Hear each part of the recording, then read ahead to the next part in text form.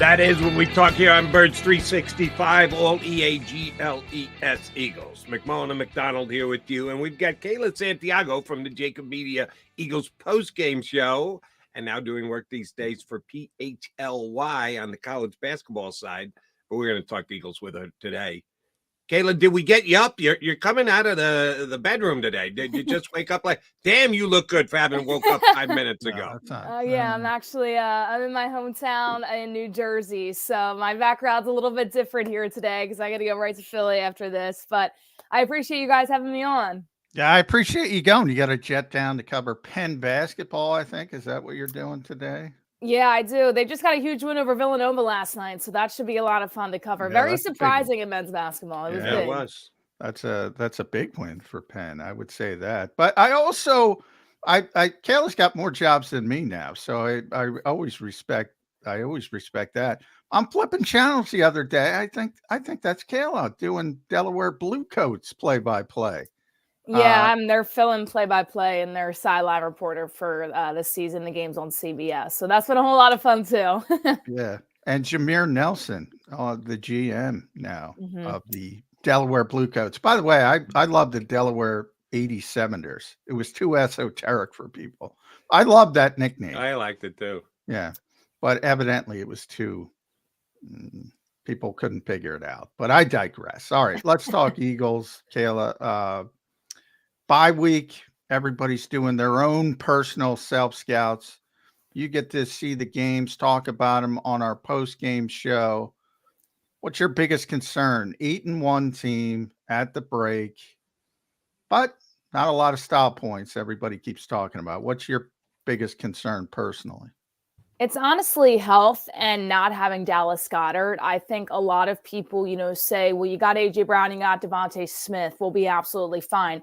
That I do agree with if you're talking about the receiving game and tight ends in the receiving game. But Dallas Goedert does so much more in the blocking game for Jalen Hurts and the Philadelphia Eagles than I think a lot of people realize. So I definitely think that's going to be tough when you're going into these tough games against the Chiefs, against the Bills, against the 49ers, things like that. For me, it's just Jalen Hurts, and is he going to be healthy? Was this enough time for him to really be able to work on that knee and get 100% healthy? We still don't know what's going on.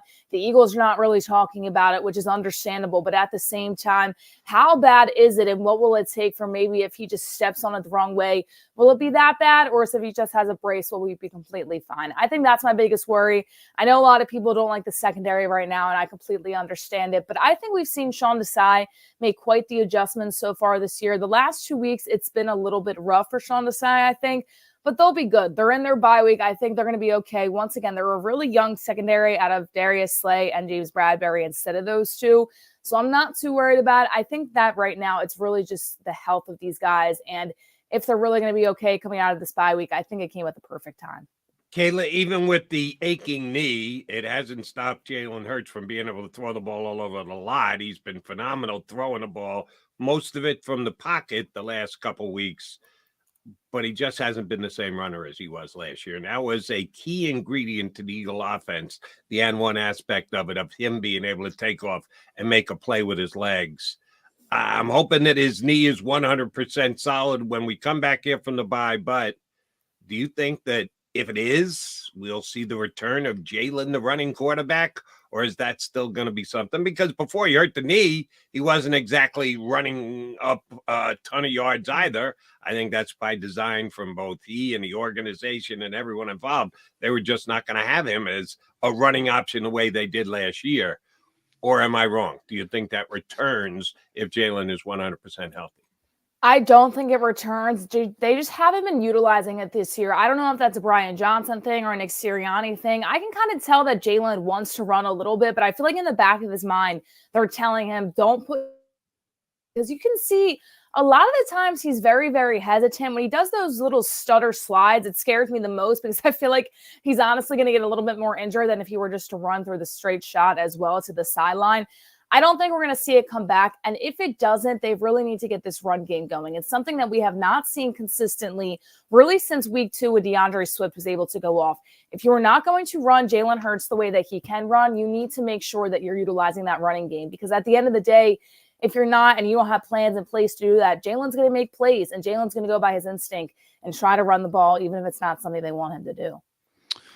Defensively, we haven't talked about. I'm a little surprised that you didn't go there because that's been the bigger issue, the offense, even though at times it's been a little bit different. They've been successful when it comes to piling up yardage and points. Defensively, though, the slot has been a revolving door. Jacoby Dean's out again. That back seven, that if I'm an Eagles fan, that's number one on my worry list. I think that it's stressful to worry about that secondary because we're going to get what we're going to get from them because they're so young. I think that they're going to get better as the season goes on. But what you look at the opponents that you have right now, okay, you got a Chiefs team that's probably going to run all over that secondary. The main thing for me is not even the young guys back there. It's the Darius Slay and James Bradberry that, to me, really just haven't been playing up to their potential. Is it because they have to move around constantly because there's a lot of younger guys? Probably, but I think right now those guys need to step up if they want any chance in the secondary. I honestly think that Jacoby Dean being out is not a terrible thing. He hasn't really been playing that well of football anyway for the Philadelphia Eagles. I personally think Nick Morrow is better suited for that spot right now, along with Zach Cunningham. What the pressure needs to come from is that front four right there for the defense. We've seen right now what Jalen Carter can do. We've seen what Jordan Davis can do at the moment in that box. I think against the Chiefs, especially when you look at that game, they need to consistently put the pressure on, knowing that the secondary behind them isn't the best. And then if you're Sean Desai, you just got to figure it out with the young guys that you have. I mean, right now, it's not going to get better. They didn't really trade for anybody to get into that secondary that could really make a difference. It's definitely a worry, but I've seen Sean Desai adjust, and I think that's where I'm going to be able to trust in the Eagles' defense more than the offensive side of the ball, where I feel like Brian Johnson has a little bit of work to do. Kayla, the Kansas City Chiefs are next up on the schedule. And I think people probably remember the last time the Eagles and the Chiefs played. It was a pretty important game. Didn't quite go the Eagles' way, but damn close. Is this Super Bowl revenge? Is this just week 11 opponent? Is this a key game in the 2023 season? How does Nick Sirianni look at this, and how does he portray it to his players to get them in the optimum position to be able to compete on Monday night? From the outside looking in, I would just say it's another game this season. You're looking at a team that was pretty banged up going into the bye week. And yes, you had a week of rest, but I can tell you those guys probably still aren't 100% healthy, and one of them probably being Jalen Hurts. That being said, we all know who Nick Sirianni is. He's a guy that really wears his emotions on his sleeve. And I think Philadelphia absolutely loves that about him. I think he's the perfect coach for this city.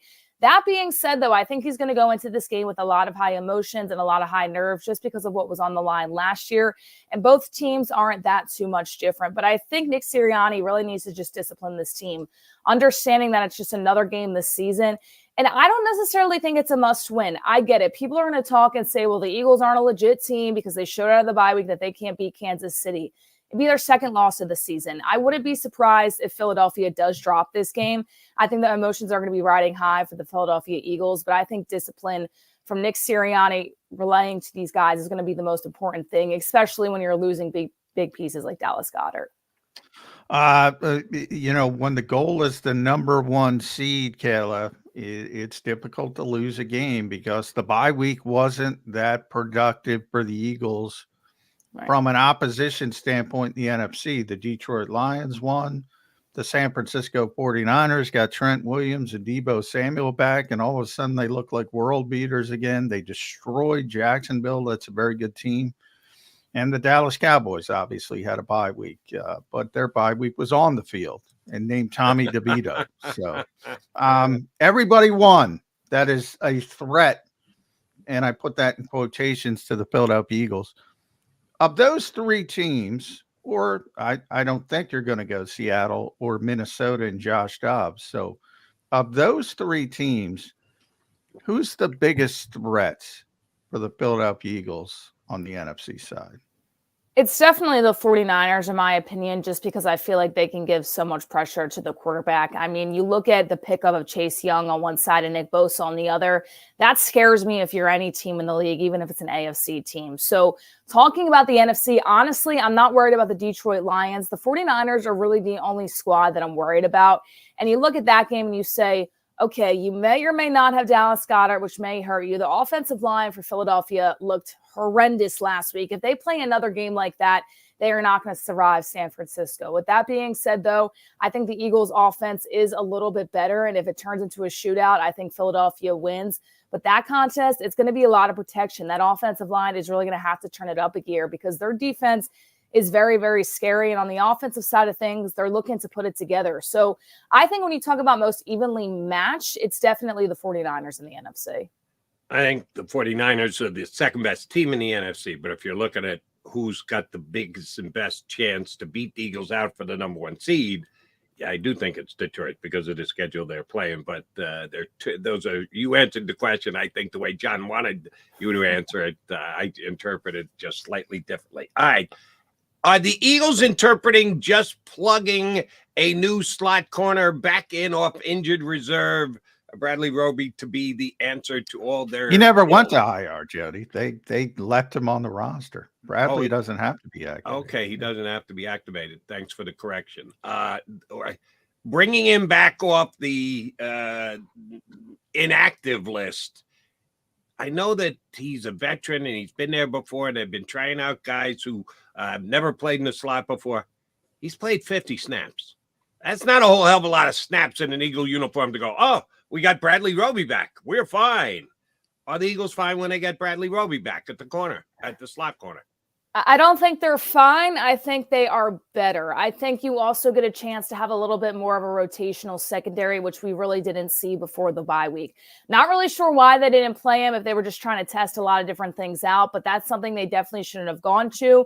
And hopefully Roby is back against the Chiefs because they're definitely going to need him in there. I think he had a good game when he first came on the Eagles, and I think he can throughout the rest of the season. Once again, though, I think it's up to those guys captaining it back there, and Darius Slay and James Bradberry. Those are the two guys I look at and say, they have not had stellar seasons so far, especially Darius Slay. And I get they're moving around a lot. There's a lot of new guys coming in and out. There's never a consistent secondary. I mean, you look at the games throughout the season, maybe one or two where it's the same starting secondary throughout the year so far.